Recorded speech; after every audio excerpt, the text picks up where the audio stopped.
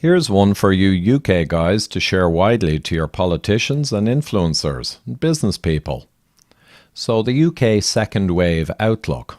Well, let's take 2 minutes to explain it. So first we're going to look at the epidemic curves for UK, Ireland, Sweden as compares, all very similar, classic science, right? And the epidemic ended back around here. So 12,000 PCR tests a day back in April, and now it's up to 250,000 PCR tests a day. That's a 20 times increase.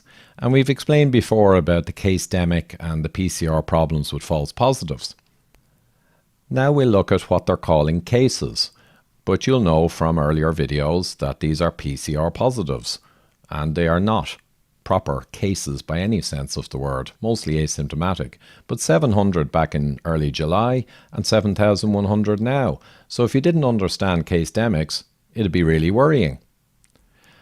Now we're going to take away and show what the impact of all of these cases rising so much has been. And you can see here the UK in blue, it's almost nothing in a sense. It's less than 1 person per million per day with SARS-CoV-2 on board.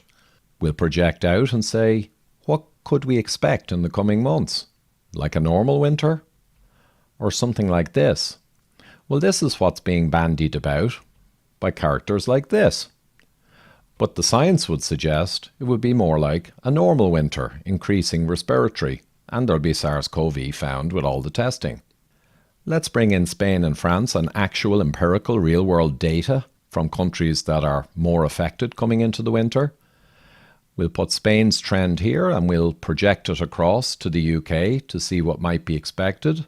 And hey presto, it agrees with the science. France, we'll look at their trend and we'll project across to see what the UK might expect. Oh, agrees with the science. So this is what the science would expect if we were scientific thinkers.